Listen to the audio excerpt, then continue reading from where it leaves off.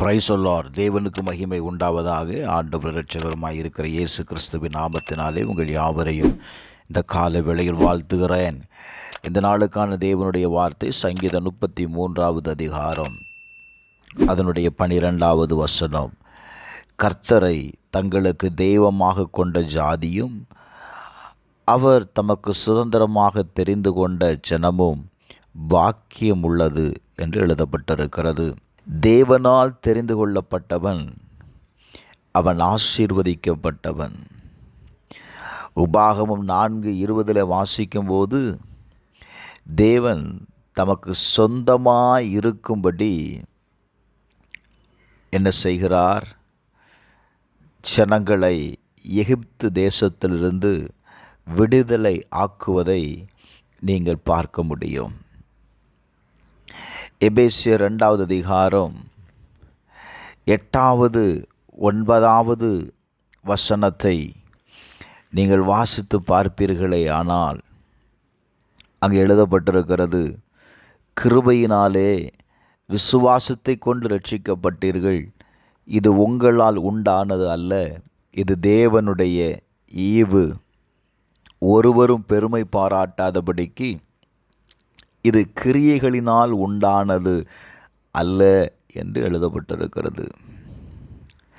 அன்றைக்கு இஸ்ரவேல் ஜனங்களை எகிப்து தேசத்தில் இருந்து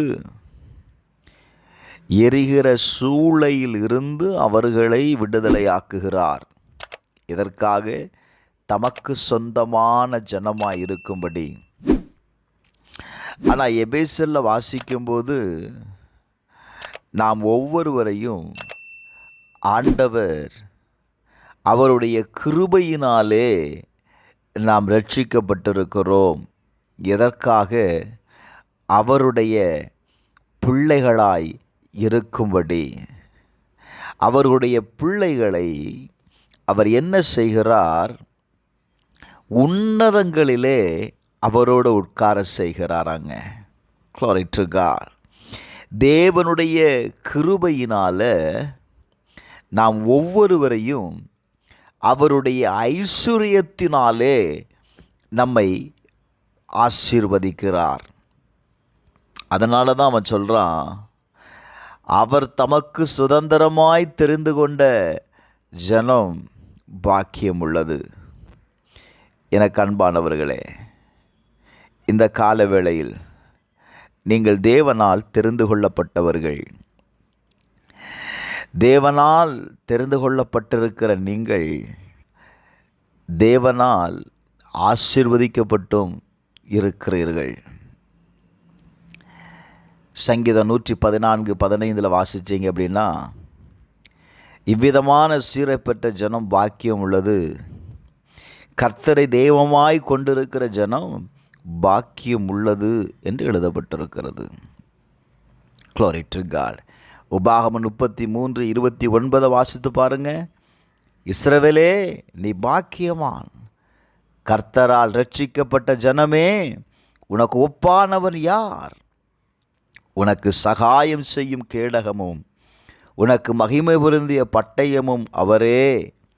உன் சத்துருக்கள் உனக்கு இச்சகம் பேசி அடங்குவார்கள், அவர்கள் மேடுகளை மிதிப்பாய் என்று சொன்னார். கர்த்தரால் ரட்சிக்கப்பட்ட ஜனமே,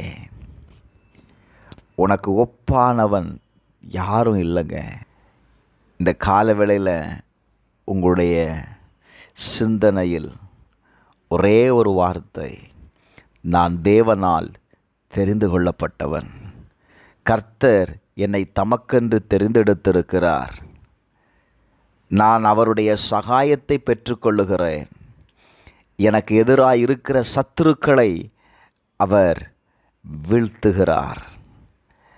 இந்த சிந்தனையில் நீங்கள் அந்த நாளில் தேவனை மகிமைப்படுத்தும்படி அவருடைய சமூகத்தில் நீங்கள் இருந்து பாருங்கள். கட்டாயம் உங்கள் வாழ்க்கையில் ஒரு பெரிய மாற்றத்தை நீங்கள் பார்ப்பீர்கள். நீங்கள் பாக்கியவான்கள், நீங்கள் தேவனால் ஆசீர்வதிக்கப்பட்டவர்கள், நீங்கள் தேவனுடைய சகாயத்தை பெற்றுக்கொள்வீர்கள். உங்களுக்கு எதிராயிருக்கிற சத்துருக்களை அழிக்கும்படி அவர் உங்களுக்கு முன்பாக மகிமை பொருந்திய பட்டயத்தை ஏந்தி கொண்டிருக்கிறார். அவருடைய சமூகத்தில் காத்திருப்பீங்களா? இந்த வார்த்தையை நீங்கள் இன்றைக்கி சொல்லி பாருங்கள். கர்த்தர் என் சகாயர், மனுஷன் எனக்கு என்ன செய்வான்? அவனால் உங்களை ஒன்றுமே செய்ய முடியாதுங்க. அவர் உங்களுக்கு சகாயராக இருப்பார். செபிப்போமா. பரலோக பிதாவே, இயேசுவின் நாமத்தினால் உம்முடைய பிரகாரத்தில் காத்திருக்கிற ஒவ்வொருவருக்காக நான் ஜெபிக்கிறேன். நீர் எங்கள் சகாயராக இருக்கிறபடியினால் எங்களுக்கு எதிராக இருக்கிற எல்லா சத்துருக்களையும் அவனுடைய கிரியைகளையும் இயேசுவின் நாமத்தினால் அழிக்கும்படி ஜெபிக்கிறேன். இயேசுவின் நாமத்தில் உம்மை நம்பியிருக்கிற ஜனங்களுக்கு நீர் சகாயராயிரும். இயேசுவின் நாமத்தில் பிதாவே, ஆமென்.